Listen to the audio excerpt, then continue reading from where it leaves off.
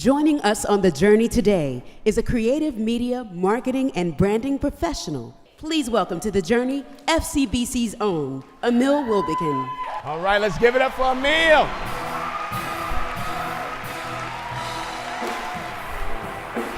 Thank you, Pastor. So, listen, man, I'm glad that we're doing this. Thank you for having me. I knew you without knowing you. I was telling you, for years, Emil was editor for Vibe magazine, right? Yeah. And I didn't know. So when I first met him, I was like, so this the same guy? But tell me about those years when you were at Vibe. Oh man, Vibe was such an amazing experience for me. It was my second professional job out of college. I quit my job at Metropolitan Home Magazine to go work at Vibe. My parents were like, what are you doing? You're going to go work at a magazine that is brand new, is about hip hop. And I said, well, wait, Quincy Jones and Time Warner are doing it. And they're like, oh, okay, go ahead on. Yeah. And it was wonderful. I started on the startup team of Vibe, and I was there. I started as associate editor, and I literally worked my way up the ranks. So I was associate editor, then I became style editor, then I became fashion director. But then this blessing came. I was in Paris with Puffy, shooting him for his birthday, and I got a call from my boss, Danielle Smith, and she said, I want to tell you something. I'm resigning. And my heart sank as I said, if I go through, she was like my fourth editor-in-chief. And I said, if she leaves, I'm going to leave. She said, no, wait. I recommended you to replace me. Wow. And I thought, my God. And I remember that night, I ended up going out with Puffy, Benny Medina, Lenny Kravitz, Kate Moss, and Stella McCartney. Puffy was one ear saying, you got to tell your boss to put me on the cover. Lenny was in the other ear saying, you got to tell your boss to put me on the cover. And you the boss. And I'm like, well, I'm going to be the boss. Yeah. That's deep. It's amazing because sometimes we miss some people's departure is I think the universe shapes it to create space for us. Yes. Right? And this is no throwing shade on anybody. I remember when I was installed as pastor here, there was a pastor who was part of the installation service, and he was asking about the previous pastor as to why he left. I said, I don't know. I didn't want to get into that. And another pastor said, well, I'm telling you why he left. He left to make room for you. And that's what happens sometimes, right? Yeah. There are people whose departure may have one rationale, but sometimes it's creating a space of opportunity for others to kind of step into.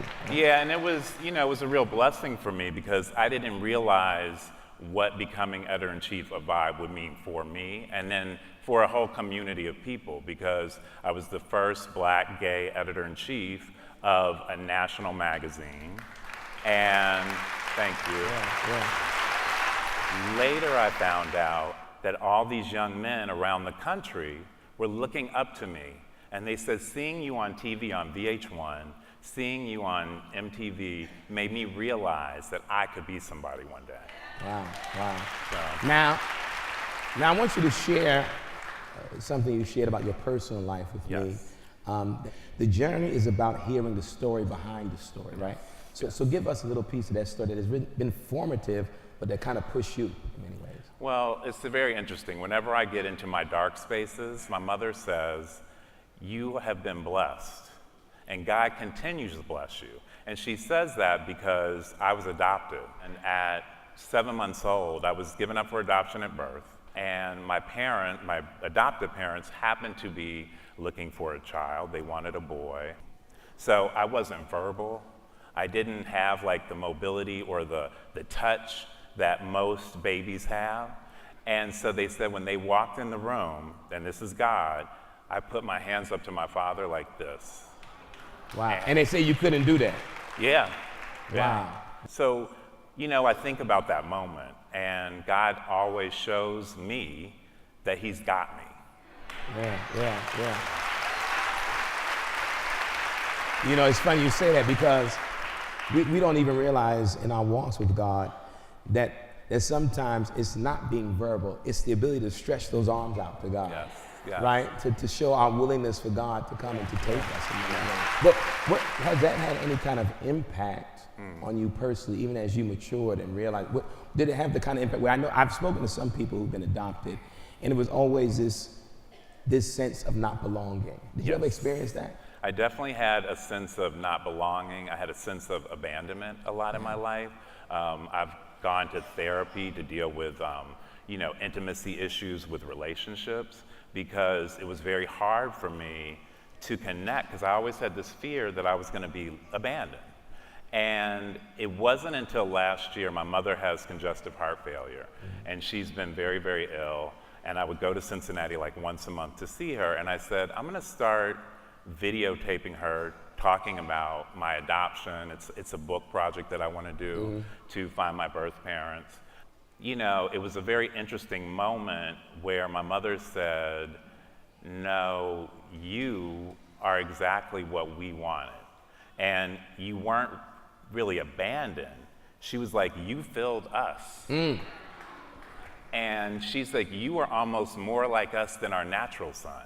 Ooh. And so that was really deep for me, because all this time I felt like, she's like, your mother had to give you up, and your mother's wish was that you would have a better life, so she won. Wow. So talk to me about Native Son. I love the name of it, but talk to me about Native Son. So Native Son is a movement and a platform that I created to inspire and empower Black gay men. I had been thinking I wanted to start something that was my own. And I'd been in publishing for so many years. I'd worked at Essence, I worked at Complex, I worked at Giant and Vibe, but I wanted to leave my own mark. And I think God was telling me, I want you to do something else. I have an assignment for you. So I got laid off. I went to India for 6 weeks on a kind of eat, pray, love mission. And so while I was there, I would hear my father speaking to me in my dreams. I kept hearing, what did you come to New York to do? So my dream when I moved to New York was, how do I move culture? And how do I do it? How do I show Black and brown people the way Rolling Stone and Vanity Fair and Vogue did? But the other part that I realized was I needed to give back to the Black gay community. I'm HIV positive, so I felt like I need to help other young Black gay men not live in shame, not live in fear, own who they are. So I thought I want to come up with a platform that will inspire and empower Black gay men so that we can own our narrative, so we're not marginalized, and so we have visibility, but we have to heal ourselves because we are broken, wounded, and have breaches that we need to deal with within ourselves, but we need to heal ourselves. We can't expect other people to do it. Why Native Son? So Native Son, the name is taken after James Baldwin's Notes of a Native Son. And one of the quotes that I use a lot from James Baldwin is that, I am what time and circumstance has made of me, certainly, but I'm more than that, so are we all. The movement is about celebrating who we are and seeing each other. Because a lot of times we don't see each other. It's interesting. Let me just say this, let's be real. There are people who in church who get uncomfortable with this kind of conversation. I know. And they get uncomfortable with it because there's this instant, for some people, not FCBC folk, I would say. Right. But we hear your story and that part of it, and there's instantly this sense of judgment that steps in. And in that very moment, people forget who we're called to be. Right? Because everything you just described about Native Son could apply to anybody in this book. Absolutely. Right? Those to be reminded that we're not our circumstances, right? To be reminded that we do not have to stay in the margins or be ostracized because of who we are, right? And that means something, though, to be empowered and to see the things that other people may view as problematic as a blessing, right? To help shape who you are, and that is who you are, and that is a beautiful thing. I've always admired that because of your courage and your ability to just put yourself forward. And that is an inspiring thing, no matter who you are, to not shrink back, but to put yourself forward. So here, you know the routine. So I need you to share with us about 3 things you think have been essential that you've learned that you can impart upon us from your journey. So I will say, number 1, be faithful. Be faithful in the good times and the bad times, in the light and the dark. Be faithful. Number 2, I would say, is be grateful. And Be again, faithful. it's the same lines. In the dark and the light, be grateful. Be grateful for everything. Every morning I set my feet on the floor. I say, thank you, God. Thank you, God. Yeah. And number 3 for me is you are enough. Yeah. You know, I tell that to a lot of the young guys that I mentor. I tell it to my friends. I think we forget. We get caught up in this whole Instagram life and these reality shows and TV and everything so shiny. But in who you are enough. Yeah. So I'm grateful. I'm grateful to be a member of FCBC because, you know, I'm a visionary and a dreamer and a doer. Absolutely. And I love that I can worship in this space and be this black gay man who worships with all these other types of people, every race, gender, creed, and we love God. Yeah.